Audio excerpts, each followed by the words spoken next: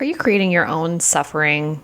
I think that this is something I've been stewing on for a while because I think about my own experiences and people I know and people who I know, people they know, if that makes sense, stories that are shared with me about suffering and unnecessary suffering. Like, I think we go through these periods in our life where we have hard times. I mean, that's just part of being human. And I'm thinking a lot lately about just the negativity, constant uphill battles that I hear about and that I've been through myself. I'm not in that place right now. So when you're feeling like you've been on the other side for a while, it's easy to look out from a different perspective and see that there's a lot of misunderstanding around suffering, and there's a lot of self-inflicted. And so today, what I want to talk to you about is the self-imposed and self-inflicted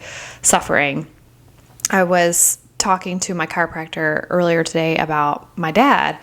For those of you who've been around for a while, you know that my dad had colon cancer. He survived that colon cancer for about 11 months, and then he passed away.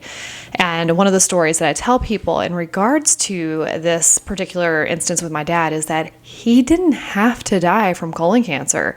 It was very self-inflicted because of the fact that he did not follow the protocols of going to his doctor appointments. It is very typical, highly recommended to go to a doctor at 50 years old to be scanned for colon cancer. My dad did not do that, and my dad had colon cancer, and he passed away in his mid-50s because he had a 5-inch tumor in his body, in his colon, and had a terrible battle with cancer that ultimately spread to his lungs and took his life. And it created so much pain for everybody around him, not just him. I mean, of course, he was the recipient of the direct infliction of that pain, but it rippled out to me and my mom and my brothers and his friends and just many people. It touched many people's lives because of his inability to go to a doctor. Now, I don't say all this to beat my dad up, but I say this to tell you that this is a prime example of somebody who created pain and suffering for themselves by not just doing the recommended thing, checkup. Studies have proven this over the years that you should get scanned for colon cancer at age 50. So I say that to say, yes, we have the physical pain, physical suffering, and things that happen, which we could have done something about or prevented. But then you also have this mental suffering, this psychological suffering that I feel that so often people do to themselves. And I'm going to use myself as a prime example here. After I had the baby in 2021, really crazy things happened in my life. My dad had passed away in June of 2020. I found out I was pregnant in December of 2020, had a baby in 2021, July of 2021. Parted ways with my position of almost 4 years and was getting into a place of starting a new job in October of 2021. It's just a lot of change happening very quickly, very abruptly. And in that, everything that I had ever known had fizzled. So I, in 2018, started working out, really was focusing on my mental health. My mental health journey led me to lifting weights and getting my body in shape and laying off the wine. And I started to transform completely who I was based off of my physical feeling and my physical being and appearance. Then crazy acceleration in my career. Lots of changes were going on there. And found out my dad was dealing with cancer. And then a pandemic came.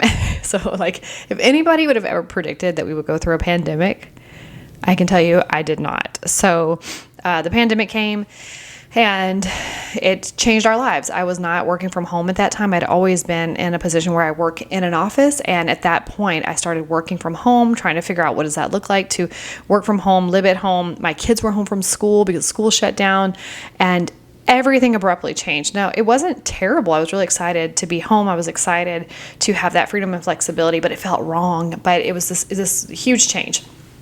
Then my dad passed away, which was the first death that I've ever experienced that was super close to me. And then I found out I was pregnant a few months later, and then went through that journey of being pregnant first of all, surprise baby. Was not expecting that surprise baby. And second of all, I had really worked hard on that body. And even though the pandemic had done a little bit of damage to it, aka the pandemic me had done a little bit of damage to it, it was fine. It was just like, this is a big change in our lives. But getting pregnant, holy shit, that changes my body a lot. So my body had changed. Then parted ways with the company that I was working for. Everything I had known from this career advancement, the people that I worked with, the things that I had given so much of my time and effort and energy to over a 4-year period was gone. And really left with these shards of myself. Who am I now? I was like, definitely did not look the way I had looked before. I didn't feel the way I had felt before. A lot of times when you are working in high profile positions, you build a lot of friendships and connection by proximity. And I understand that's because everybody's so convenient. They're right there in proximity together. And when you leave that realm, a lot of those friends leave too, or you need to leave them because it's just not healthy. And when people are continuing on in that job at that place and you are not there anymore, I don't ever want to be the person who's creating conflict around their feelings and how they feel in their workplace. And I don't want to be your outlet either of complaining. So I just had to set myself apart a little bit from some of that stuff. So anyway, I'm sitting there. Everything looks different. I'm different. The world is different. And I didn't realize that I had postpartum depression, and I started sinking into the darkest hole. I wouldn't say of my life, because I feel like I've been in a darker place before that. And because I've been in that dark place, I knew kind of what to expect in this dark place, but it was a hole nonetheless. And it took quite some time to get out. And so when I go back to talking about suffering, I want to give you that backdrop of my story so you can know that it doesn't just all of a sudden things change. It's the observation that I don't like where I am. When I get depressed, I get in these catastrophic thoughts, and I always feel like something really bad is going to happen to somebody I love. And so when I wake up thinking that and feeling anxious about that, I'm like, this is not normal. This is not normal me. And so I started to pursue what was I going to do about that. I know that diet, exercise is all a really big deal, but I feel like every time I kept trying to get into a routine, I just couldn't. And I'm like, what is wrong with me? It was making me feel even worse because I know how to do this. I know the steps to take. I know the diet plans. I know the workout routines. I have all the information, but I can't make myself do it. And I've never been a person that just can't do what needs to get done. So that made me slip even further. I was listening to a podcast with Joe Rogan and David Cho, and they were talking about Anthony Bourdain. I may have talked about this on here before. I'm sure I did. But they were talking about Anthony Bourdain. David Cho and Joe Rogan were really good friends of his.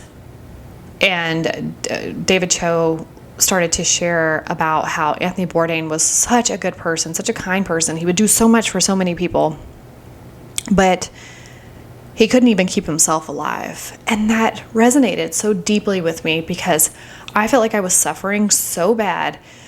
I noticed that if I pulled up anything on social media, it's really interesting. You have to watch these algorithms because TikTok specifically, Instagram as well, but it was definitely on TikTok. It almost seemed like with a lot of these really heavy mental health coaches and people are talking to you about stuff, I somehow was in this algorithm where it seemed like it just kept talking about people removing themselves from this life, unplugging themselves, if you know what I mean. And that it was okay to do that because sometimes that's the only choice a person has. And I remember sitting on my stairs one night and just mindlessly scrolling and feeling almost this sense of maybe I should do that. Maybe sometimes that is the only answer. Maybe sometimes that is the only way to end the suffering. And I think my observing self was like, wait a minute now. And I realized like, I really have to be careful with this mindless scrolling and really got to watch out for these outlets through social media, because I truly feel like it's telling me that I should do this. And just to back up a little bit, it was a few weeks before that moment, there was an individual that I worked with in addiction treatment when I worked in the addiction treatment space, behavioral health. And it was somebody that was really close with our team members there. We had gotten an update that he had ended his life, and everybody was so heartbroken about it. Of course, it was terrible news, such a tragedy. And he had fought for so many years to be clean, and he was helping so many families, and it just was like, what? And I was talking to my husband about it because he knew him as well. And we were talking about just how sad it was. And I said, but I get why people do it. And I heard myself talking, and I've been in this place before, and I've worked with many people who are in a really dark place from a behavioral health standpoint. And I get why they do it. And I know from the outside, people reach in and go, oh my gosh, life is so worth living. Reach out and talk to somebody and blah, blah, blah, blah, blah. But when you're in that deep, dark headspace, the last thing you're going to do is reach out and ask somebody to help you, because you're not really seeking help anymore at that point. Like you're past that point of seeking help. Like you're ready to do the do now. And so anyway, fast forward a few weeks and I'm sitting on the stairs scrolling, and I feel like TikTokers are telling me, showing these like memorable stories of people that they love, that they looked like this, and then that night they did the do, and they understood that because sometimes that's the only relief a person can get. What? Like, I understand both sides of that coin, but to be broadcasting that to people who are probably inundated with social media scrolling because they feel so sad and empty and they're suffering silently, and then you're seeing like permission to just do what you got to do. Anyway, this was very startling to me. That was a little bit of a tangent, because just be very careful with that. Like that stuff is seriously programming you. You got to watch what it's telling you. You got to know what you believe first, because you go out there and mindlessly scroll and you're going to be programmed with so many different things. Let it be something good if you're going to get programmed. So anyway, that was a realization for me that number one, I needed to break up with social media because I wasn't even clear about my own thoughts. And number two, that Anthony Bourdain and his friend David Cho and Joe Rogan, who cried on that podcast, by the way, like broke down, cried because he couldn't even keep himself alive. And I thought about all the things that I always want to do and accomplish, and the people that I want to help, and my gifts that I want to share, and my family, and all these things that have made me just feel like I just am wasting away like a vapor if I don't do something with those things. And I realized, like, what does it matter if I can't keep myself alive? And so I started this journey of like, above all else, I got to live. I got to keep me alive. And that's what I did. I broke up with social media, shut that down. I stopped talking to anybody, whether they really did something wrong or not, because I don't have like a bad group of friends anymore. But I stopped talking to anybody who felt like they were conflicting with my energy and where I needed to go in my life. So, but yeah, I'm quick to ghost a person that is going a different direction, or to just like shut my life down from all the outside noise, because I need to be able to keep myself alive, and I'm unapologetic about it. And so what I did was started moving my body. I started spending time in meditation. I started cleaning up my diet and just making sure that I was putting good things in my body. So and quite literally, we left the land. We moved away. I feel like I had to get out of the land or I was going to die spiritually, physically, all of the things. I was going to die in that land. I had to go. So we moved away. When we got to South Carolina, everything still was really like, no, not still. Things were fantastic, immediately transformed. And I felt so lifted, so encouraged, so me again. And I started realizing that even though I was going on this like healing journey, I was having a really hard time getting back on a regimen for diet and exercise. And I knew all the things, and I'm like, what is wrong with me? So I sat with myself in meditation, and I started realizing that I'm lacking self-worth. Like there's a way bigger story to it, a lot longer, but I just realized like I can't just lay out the map and say, do all these things. This is what I need to do. I have to know that I'm worth it first, which didn't make any sense because I was like, of course I'm worth it. Of course I hold myself in higher regard, but I really wasn't. I was still struggling from this place of people pleasing and am I being perceived a certain way. Side note, if you hear any noise in the background, there's a thunderstorm going on outside. So I'm recording while it's thundering. So if you hear that, that's what it is. And anyway, I thought of course I have value of myself and self-worth, and I just spent more and more time with that thought, and I'm like, no, I don't. And that's why I can't get this regimen going. Now, I can hit on a lot of these things in different videos, but I want to talk about the suffering portion of that, and that has to do with ideologies, beliefs. And if you know me at all or heard me talk recently over the past 4 months or so, you hear me talk a lot about questioning your beliefs, question your beliefs, because you have to ask yourself if you're suffering in any area of your life, if you're having a hard time getting yourself into a routine, if you're having a hard time writing that book, if you're having a hard time showing up for those job interviews and just nailing that job interview, you're probably suffering in some kind of way, and it's probably due to something that you're believing. So when you find yourself in a place where you are struggling and you feel like you have this mental block and you can't break through, you have to ask yourself, what am I believing that's creating these outcomes? And sit with that. Journal through that. It's not going to be on the surface. You're not going to find it immediately right there in your face because you've been believing it probably your whole life or for a very long time, that it's going to take a minute for it to rise to the surface because you're so used to it. You're so conditioned to believe it and know it as it's me that you can't separate yourself from it to know that it's actually hindering you and you need to grow from it. So when you sit with yourself and you ask yourself, what am I believing? And you have to get triggered. It's when you're triggered in a moment that you feel all those feelings in your body and you realize from a self-awareness state that I feel like I'm suffering right now, unnecessarily suffering, not because you lost your job or somebody got sick or something you know what I mean? You are creating your own self-pain and the self-infliction of the pain by a friendship that you're in with somebody that's not a good friend to you, somebody that hurts you and puts you down and really discredits you when you're trying to do things with yourself. And so maybe you hear their voice in your head of how worthless you are in a joking way, oh, you're so full of shit. You would never do that because you're meant to be XYZ. And because you allow that in your life, you allow that suffering. So what are you believing that tells you should have a friend like that to begin with?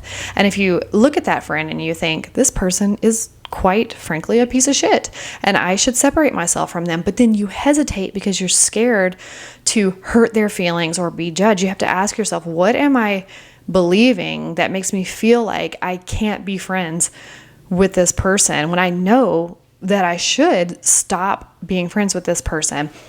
As you explore that thought, that belief, it may be something like, I don't want to get judged. I don't want them to tell our mutual friends, and then the mutual friends hate me, and there's all this drama. If you widen your perspective to see, not just this very focused situation and how if you break up with this friend that you're going to have this turmoil and, oh my gosh, somebody's not going to like me. And then even if you think about them not liking you, think about, what am I believing that makes me care that they don't like me? And then you dissect that a little bit more. But back to the perspective, when you really broaden your perspective, you realize how small this is on the map of your life and how it's keeping you hindered from everything else that you want to do. You, my friend, are creating your own suffering. And that can be in any ideologies and beliefs and labels that we put on ourselves. Oh my goodness, the labels. I'm just I hear people and their labels, and I get it because I used to do this as well. Whether it's I'm a Christian, I'm an ES, I don't remember what I am, ESTJ. That's not what I am. I'm extroverted. EF. I'm extroverted, feeling. I don't remember what they are. ENFJ, extroverted, intuitive feeling and judging. I'm an ENFJ, and because I'm an ENFJ, now I've told you I'm an extrovert, so now you expect me to be an extrovert, and I expect me to be an extrovert, but actually I really tend to be more ambivertish. And then the cool thing about labeling yourself ambivert is because you can be either or, but when you're just, I am extroverted, I am introverted, now there's an expectation on you to be a certain way. And if you're not that way, then there's this judgment, or you create this suffering in your life based on the fact that you have to be in this box all the time because you are the one who identified that you need to be that. Recently, this is actually pretty funny, but recently I was just testing out Bumble BFF. It's all really interesting and getting over the taboo feelings of being on a dating app to make friends in my new land. But I just wanted to test it out and see what it was all about. And if you've ever been on there for dating or for friendship, I'm assuming friendship's very similar to the dating portion of the app, but I'm new to all of it, so it's all very brand new to me. Anyway, swipe right if you like them, swipe left if you don't like them, you don't feel like a match. I am like swiping left on everybody because when I read their profiles say, like one person in particular said, you know, I'm a mom, I've been married for however many years, and I stay at home, and I'm looking for friends. And then she put, I am a blue dot in a red neighborhood and could really use some more blues in my life. If you're like me, it took me a minute to figure out what that meant. I mean, she's a Democrat in a Republican neighborhood, and she's looking for more Democrats to hang out with. Do you, boo? But here's the thing with that. How many people did she just disqualify from even somewhat being friends with her because of the fact that she's labeling herself, I'm a Democrat, and I don't want to talk to Republicans? What? Like, what have we become? And honestly, for me, who's not into any of that bullshit, like, I'm into current events, but I've got my own thoughts and feelings around blue and red and all the propaganda and all the brainwashing and all the stuff that we just like, I believe this with every ounce of me. Like, no, my job is to keep me alive. You can keep your political stuff. Not saying it's not important, but there's a lot of extra that's just a lot of extra. Anyway, I digress. It made me swipe left, though, because I feel like that's bondage. I feel like that is going to create suffering for herself. I feel like I'm going to go into that relationship already with an agenda or being judged. And I'm not looking for that in my life. It's when you have it in your profile. And then I've read some other profiles that just really flat out claim and say, this is my identity. And I just am viewing that from my own lens of how many people are we discrediting or even not even giving the opportunity to get to know because we're immediately labeling ourselves. And I used to do the same thing. And I try to be very aware of not doing that now, because what it does is it tells the outside world around me, if you're not like me, don't talk to me. And oh man, like how many people I'm going to miss out on if I do that? How many interactions, how much learning and growing am I going to miss because I'm already putting this box around myself that if you don't fit in my box, don't talk to me, because we're not going to get along. It's already assumed that we're not going to get along. So I got a big issue with labels. I feel like in my work in coaching and mentoring people and hearing people's problems, so much of what we're believing is creating our suffering, and it distorts the people around us. It distorts the diversity of thought that makes us grow, that collaboration, that expansion. That's what helps us grow and become even better collectively, individually, and on all different levels. So that's my Bumble story. So I guess it's safe to say that I have not really matched well with many people. Another story from Bumble I'll tell you is that I did actually match with this one girl. She seemed really cool. We were chit-chatting, it just seemed like we were into a lot of the same things. And then we started having a little bit of a deeper discussion about philosophies around friendships. And she just seemed like she was very spaced out around people. And what I mean by that is I can be a bit cautious. Part of my point of having a little bit of a conversation first before I want to go meet somebody for coffee is I want to know, are we in alignment enough that we could actually create some sort of friendship and connection? And she wound up telling me that she just is kind of a give your heart to everybody, go out with everybody, hang out with everybody. Immediately, I was a little deterred by that because I'm like, that doesn't feel very good to me, because in the past when I've experienced people like that, they have a lot of trouble and issues in their life because they open the door to so many people. They consider so many people their close friends that they have a lot of turmoil. They don't understand why they have so much turmoil, because they have no silos of who goes where in their life, and everything's just in chaos and disorganized, which creates a lot of suffering and a lot of drama and a lot of issues. And the person can't figure out where that's coming from because everything's just piled on top of their psyche. And anyway, as I was getting to know her a little bit better, I was like, I just don't think she's a good match for me. And I told my husband, I'm gonna ease out of this. I'm gonna just I don't go in hot and heavy anyway, so I'm like, I need to ease out of this a little bit. And my husband made the perfect point. He's like, you don't owe her anything. Like, just go. And that's the point of these types of apps, is that you can just go. So we weren't too invested into this conversation or relationship. And so I just clicked unmatch. It's like the most beautiful thing. If only we could do that in our real lives. But the thing is, we can do that in our real lives. My hesitancy of backing out of that conversation was tied to an old suffering part of me that was, I'm wrong. I am going to be judged as a bad person if I do this. Now, of course, you can message the person and say, I don't think it's going to work, blah, blah, blah, blah. But I just wasn't that invested into it. That's what the app is. Somebody can unmatch you at any point and you just move on with your life. So there's that. But it brought me face to face with the fact that I was scared. And I'm like, I'm not living my life like that. I'm not creating suffering for myself. And so speaking of that with friendships, I've had issues with that a lot in the past, and it's where I have people in my life that show up and then they disappear, and they show up and they disappear. And when they show up very much with an I love you, I care about you, and we should get together and hang out type of attitude. And I am like in love with that. Like, oh my gosh, you see me, you want to be with me. Well, they're inconsistent. So over the years, I've learned to protect myself from that, guard myself from that. And my husband was having this conversation with me one day about the issue that I run into, and the reason why I see some people who could have these really great and broad friendships of different sorts instead of being very isolated or having like one or two really good friends is because they understand the art of the silo. And here's what we mean by that, because it's like this whole philosophy we came up with together.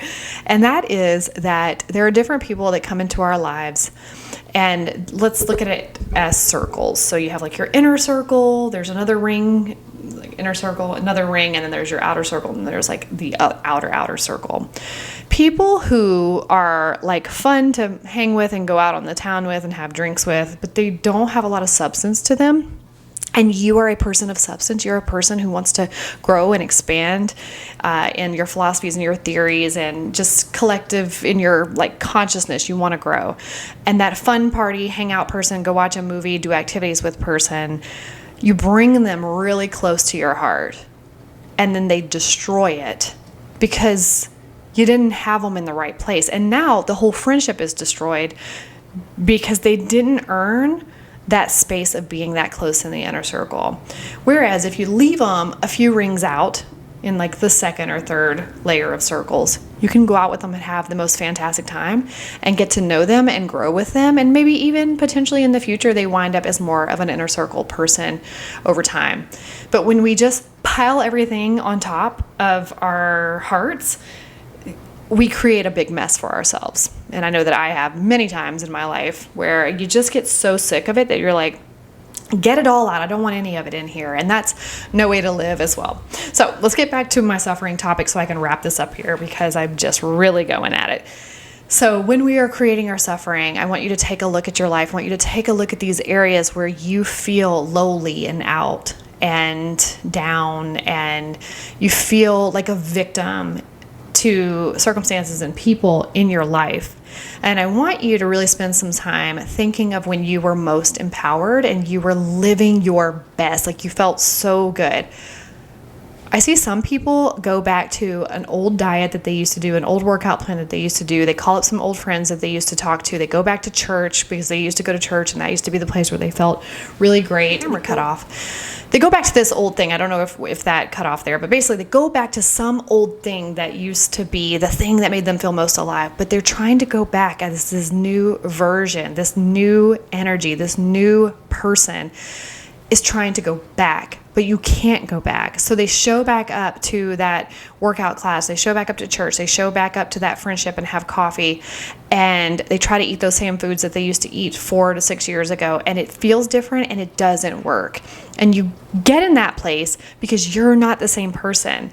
And when you think about the thinking that got you into the issues that you're having right now, you can't use that same thought process to get you out. So if you go back to an old idea of what worked for you, it may work a little bit, but it can't sustain you because it's not going to meet the new operating system where it's at. So you got to be able to tap into that place of who am I now and what am I looking for now and what do I need now? And so go out there and do a little bit of research, look at what's out there, see what works for you, and go from there. But don't go back, because back's not going to work. It's going to work for a little bit. It's going to make you more frustrated. You have to take control of your mental health by being proactive. Mental health is a proactive thing. It's not a reactive thing. If you are in a reactive state with your mental health, I don't want to say it's too late, but you're really far behind already. Think about if you've been in a situation where you've lost a lot of weight and you're feeling really great about yourself and your health goals are like awesome, and you fall behind on those things. And now you're back at your baseline and you're like, I got to build back up out of here. It is so hard to start from ground zero again. It's not that you can't do it, but God dang, it's so hard to start back there. Think about that with your mental health. When you've been excelling and growing and just creating and doing things in your life, and you feel really awake and alive and connected, and then all of a sudden you feel on the brink of doing the do, if you know what I mean, from what I talked about earlier. How did you get there? What happened?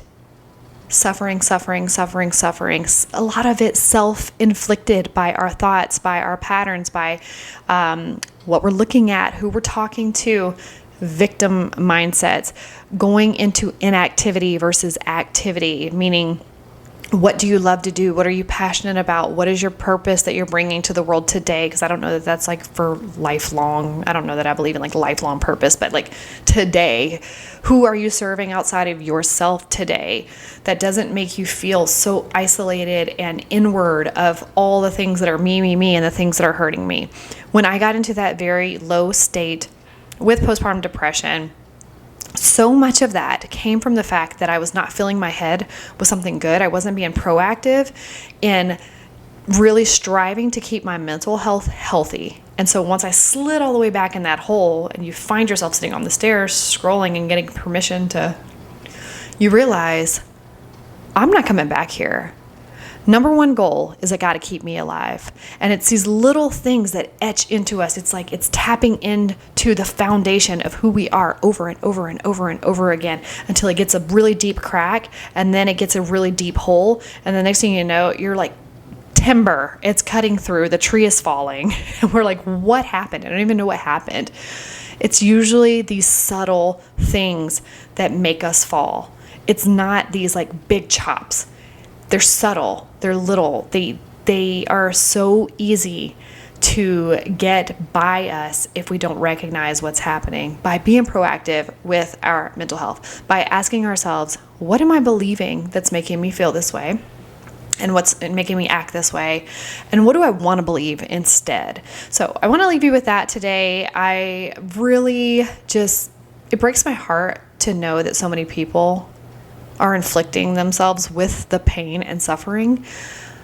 And your life doesn't have to be that way. It truly is the way you're looking at the situation, the way you're thinking about the situation, and most importantly, what you have been taught to believe, programmed to believe, or always did believe in order to stay safe. But at the age you're at now, you don't need that belief anymore to feel safe. And so spending some time with yourself to ask, what am I believing that's making me think and act this way? And what do I want to believe? And stop handing your power out to this outside world for them to change for you so that your life could be better, because nobody's coming. Nobody's changing for you. Nobody's going to give you the keys to start your life back up. It has to come from you. And you are well equipped, and you have the power, and you have all the tools and everything you need to get yourself going again. So I want to leave you with that, and I hope that this is helpful for you, and I'll see you in my next video if you're watching this on YouTube, and I'll talk to you on this podcast if you're listening to Ignite. Bye.